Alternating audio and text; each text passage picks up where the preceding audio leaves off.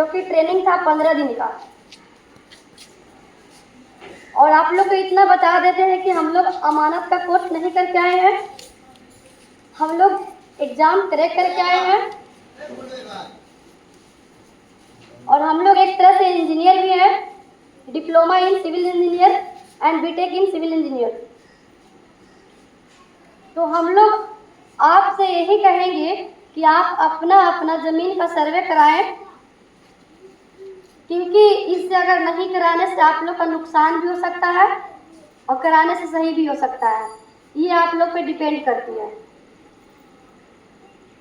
तो उस विषय में हम कहना चाहेंगे कि आप लोग को प्रपत्र 2 एंड प्रपत्र 3 एक वंशावली आप लोग को फॉर्मेट मिलेगी। उस फॉर्मेट को आप लोग को भर करके जमा करना होगा। ब्लॉक भगवानपुर, जहाँ पे मनरेगा भवन के बगल में हम लोग का शिविर है, वहाँ आप लोग को जमा करना पड़ेगा।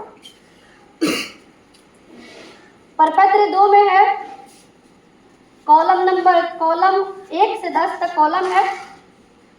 कॉलम 1 में कहता है रैयत का नाम, हिस्सेदार का नाम और उसमें अंश भी मेंशन करना है और पिता का नाम डालना है। प्रपत्र 2 में है अस्थायी पता, प्रपत्र 3 में है खाता, कॉलम 3 में है खाता और कॉलम 4 में है खेसरा, कॉलम 5 में है रकबा। रकबा आप लोग एकड़ एंड डिसमिल में डाल सकते हैं, कट्ठा दूर में नहीं, वो सब चेंज करके आप लोग डाल सकते हैं। और फिर चौहदी मेंशन करना है, जमाबंदी संख्या डालना है और आप लोग किस हक से जमीन आपको प्राप्ति हुई है या आप कब्जा किए हैं। फॉर एग्जाम्पल जैसे कि केवाला हो गया, दान पर्चा हो गया, वास हो गया, खतियानी हो गया, बंदोबस्ती हो गया, गैरमजरूआ खास हो गया, याम हो गया। इस तरह से है कि आप लोग किस तरह से मतलब ज़मीन पे कब्जा किए हैं, ये सब डालना है। और अभियुक्ति में भी डालना है, जो कॉलम नंबर 11 है। उसमें अगर किसी ज़मीन पे मान लेते हैं कि कोई ज़मीन पे ये कोर्ट से कोई ज़मीन लिखवाए हैं, ठीक, और उसमें कुछ होता है कि कोई विवादित ज़मीन है, जैसे कि आपका दखल है 10 कट्ठा पर और अगला आदमी कहता है कि नहीं ये इस पे मेरा भी दखल है, तो इस अकॉर्डिंग में आप डालेंगे कि ये विवादित ज़मीन है अभियुक्ति कॉलम में। अगर जिनके पास खतियानी नहीं है, कागजात नहीं है, सिर्फ खाता खेसरा है, तो उनको अभियुक्ति कॉलम में लिखना है कि कोई साक्ष्य नहीं है। और यहाँ तक कि आप लोग को बता देते हैं कि 15 सितंबर तक लास्ट डेट है, उसके बाद हम लोग जमा नहीं लेंगे आप लोग का प्रपत्र 2 एंड प्रपत्र 3 एक वंशावली, क्योंकि हम लोग का पहले आप लोग जमा करेंगे तभी हम लोग सरकार के साइट पर अपलोड करेंगे। समझ गए बात को। और एक बात और बता, अगर आपके पास केवाला ज़मीन है और केवाले ज़मीन जो है आपके नाम का है और उसका म्यूटेशन हो गया है और लगान रसीद कट रही है, तो फिर भी आपको जो केवाला है उसका 2 कॉपी देना है और जो रसीद कट रही है उसका भी 2 कॉपी देना है।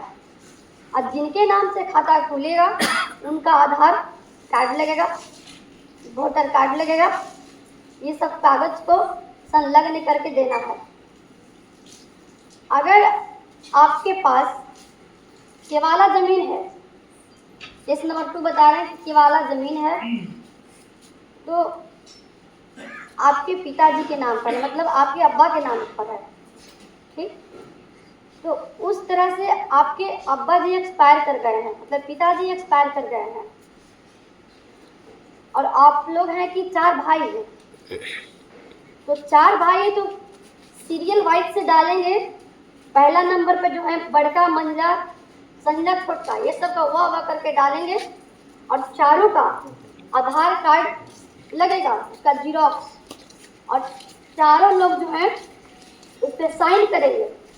जो वंशावली का फॉर्मेट आप लोग को देंगे, 3 एक प्रपत्र 3 एक वंशावली जो है वो देंगे, तो उसके पीछे आप लोग वंश वृक्ष बना करके देंगे और उस पर लिखेंगे 100 अभी प्रमाणित करके आप लोग साइन करेंगे, जिसके नाम से खाता खुलेगा।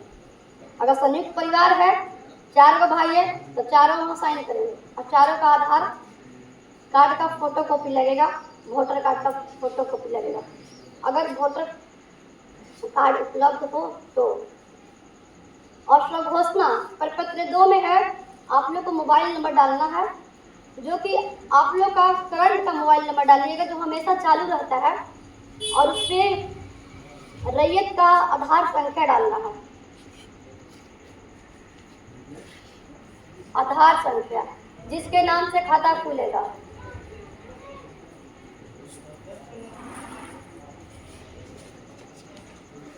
अगर आपके पास खतियानी जमीन है तो उसका भी जीरोक्स दीजिए, मतलब कि जिस टाइप का आपका जमीन है उसमें आपको जीरोक्स देना है हर चीज का। और ये लास्ट डेट आपको बता रहे हैं 15 सितंबर तक है, उसके बाद तो हम लोग रिस्क नहीं ले सकते हैं, जमा नहीं ले सकते हैं। अगर आज 8 सितंबर हो गया, 15 तारीख का डेट है, इतना कम वक्त में लंबा काम मेकअप हो पाएगा? अगर आप लोग को लगता है कि 15 सितंबर के बाद मैडम को जमा कर देंगे तो जमा तो करेंगे, हम लेंगे, ऐसा बात नहीं है, लेकिन मेन बात है कि आप लोग को अपलोड नहीं हो पाएगा, सरकार की साइट जो है लॉक हो जाएगी।